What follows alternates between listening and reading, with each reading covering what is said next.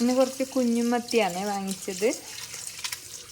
ഇതാദ്യം വൃത്തിയാക്കിയിട്ട് എടുക്കട്ടെ കേട്ടോ. കുഞ്ഞുമത്തിയൊക്കെ ഞാനിവിടെ നേരെയാക്കിയിട്ടൊക്കെ വൃത്തിയിൽ കഴുകിയൊക്കെ എടുത്ത് വെച്ചിട്ടുണ്ട്.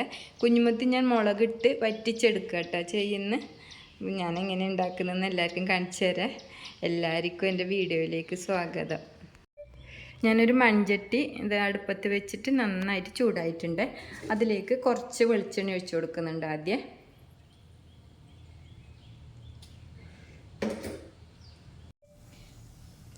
എണ്ണ ചൂടായപ്പോൾ ഒരു 1/4 ടീസ്പൂൺ കടുക് ഇട്ട് കൊടുക്കുന്നുണ്ട്.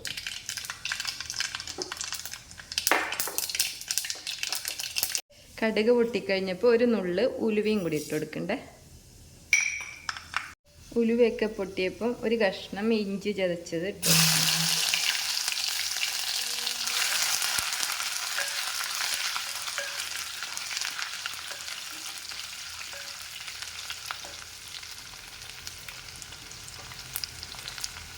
ഇതിലേക്കൊരു 4 വെളുത്തുള്ളി ചതച്ചതും കൂടി ഇട്ട് കൊടുക്കുന്നുണ്ട്.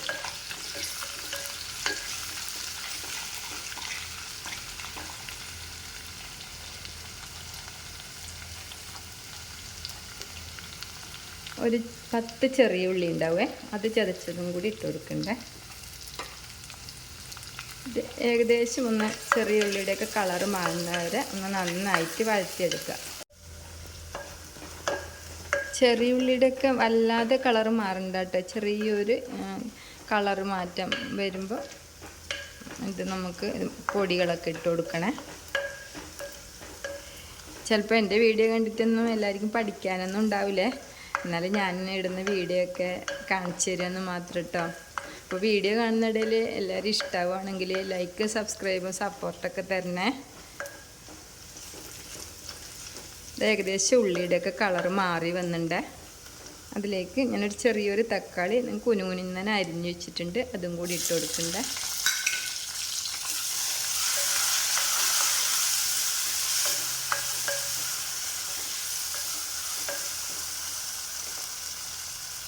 രണ്ട് പച്ചമുളക് കീറിയതിട്ട് കൊടുക്കുന്നുണ്ട്. ഇതൊന്ന് നന്നായിട്ടൊന്ന് വഴറ്റിയെടുക്കാം. കുഞ്ഞുമത്തിയൊക്കെ ഇങ്ങനെ വറ്റിച്ച് വെച്ചാൽ നല്ല ടേസ്റ്റാണ് കേട്ടോ. ഇപ്പൊക്കെ ഇവിടെ കിട്ടുന്ന മീനൊന്നും അത്ര രുചിയുള്ളതൊന്നും അല്ല. അപ്പോൾ ഇങ്ങനെയൊക്കെ വെച്ച് കഴിഞ്ഞാൽ കുറച്ച് ടേസ്റ്റ് അധികം കിട്ടിയാലോ. അതാ ഞാൻ ഇങ്ങനെയൊക്കെ വയ്ക്കുന്നത് കേട്ടോ. ചിലപ്പോൾ ഞാൻ വെറുതെ മുളകൊക്കെ പിഴിഞ്ഞിട്ടൊക്കെ തിളപ്പിക്കാറുണ്ട്. ഞാൻ വിചാരിച്ച് ഇതേപോലെ വയ്ക്കാം, വീഡിയോയും കൂടി എടുക്കാമല്ലോ എന്ന്. എളുപ്പത്തിൽ ചെയ്യാൻ പറ്റുന്നൊരു കറിയാണ്. ചെറിയ മത്തി നമുക്ക് വൃത്തിയാക്കി എടുക്കാൻ മാത്രമേ ഇത്തിരി പണിയുള്ളൂ. ഇതിലൊക്കെ കറി ഉണ്ടാക്കി നമുക്ക് 2 ദിവസമൊക്കെ ഉപയോഗിക്കുകയും ചെയ്യാം.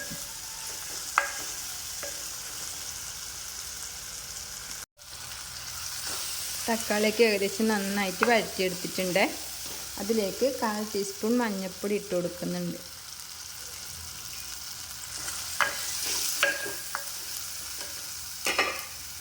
രണ്ട് ടേബിൾ സ്പൂണ് മുളക് പൊടിയും കൂടി ഇട്ട് കൊടുക്കുന്നുണ്ട്.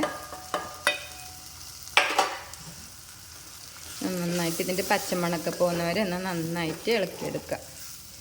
മുളക് പൊടി കരിഞ്ഞു പോകാൻ പാടില്ല കേട്ടോ. ഞാൻ മീഡിയം ഫ്ലെയിമിൽ ഇട്ടിട്ടാണ്. കരിഞ്ഞു പോയാൽ പിന്നെ കറി ഭംഗിയും കിട്ടില്ല, ടേസ്റ്റും ഉണ്ടാവില്ല.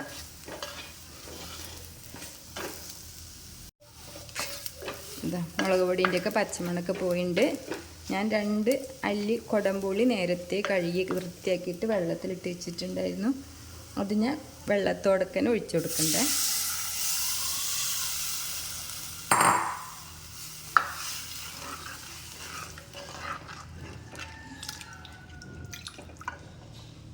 ഇനി ആവശ്യത്തിനുള്ള വെള്ളം കൂടി ഒഴിച്ചു കൊടുക്കാം.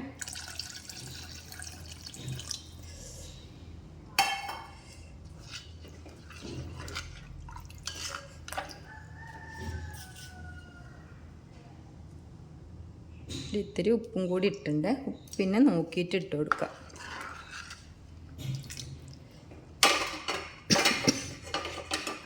രണ്ട് തണ്ട് കരിവേപ്പിൻ്റെ ഇലയും കൂടി വെച്ച് ഇട്ട് കൊടുത്ത് 2 തണ്ട് കരിവേപ്പിൻ്റെ ഇലയും കൂടി ഇട്ട് അടച്ച് വെച്ച് നന്നായി പുളി തിളയ്ക്കുമ്പോൾ മീൻ ഇട്ട് കൊടുക്കാം കേട്ടോ.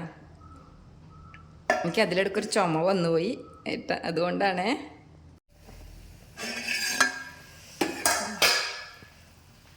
കറി നന്നായി തിളച്ചിട്ടുണ്ട്. ഇതിലേക്ക് നമുക്ക് മീനിട്ട് കൊടുക്കാം.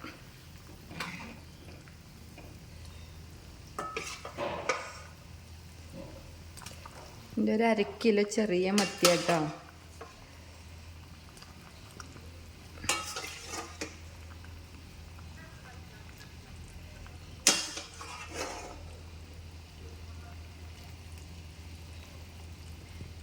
മീനിട്ട് കൊടുത്തിട്ടാകുമ്പോൾ നമ്മൾ വല്ലാതെ ഇളക്കാൻ പാടില്ല കേട്ടോ. ചെറുതായിട്ടൊന്നും ഇങ്ങനെ അനക്കി വയ്ക്കാതെ പാടില്ല. ഇത് തിളയ്ക്കുമ്പോൾ ഒന്ന് ചുഴറ്റി കൊടുത്താൽ മതി. അപ്പോൾ ഇത് മീഡിയം ഫ്ലെയിമിലിട്ടിട്ട് ഞാനൊന്ന് തിളയ്ക്കാൻ വയ്ക്കുകയാണ്. ഒരു 10 മിനിറ്റൊക്കെ ആയിക്കഴിഞ്ഞാൽ നന്നായിട്ട് വേഗം വെന്ത് കിട്ടും. വെച്ച് കൊടുക്കും. എൻ്റെ കുഞ്ഞുമത്തി വറ്റിച്ച കറിയൊക്കെ ഇവിടെ ഏകദേശമൊക്കെ റെഡി ആയിട്ടുണ്ട് കേട്ടോ. ഞാനിത് ഇടയ്ക്കൊന്ന് നോക്കി ഉപ്പിട്ട് തരി ഉപ്പും കൂടിയൊക്കെ ഇട്ട് പാകാക്കി കൊടുത്തിട്ടുണ്ട്. പിന്നെ കുടംപുളി ഇത്തിരി കഴിയുമ്പോൾ ഞാൻ മാറ്റി വയ്ക്കും കേട്ടോ.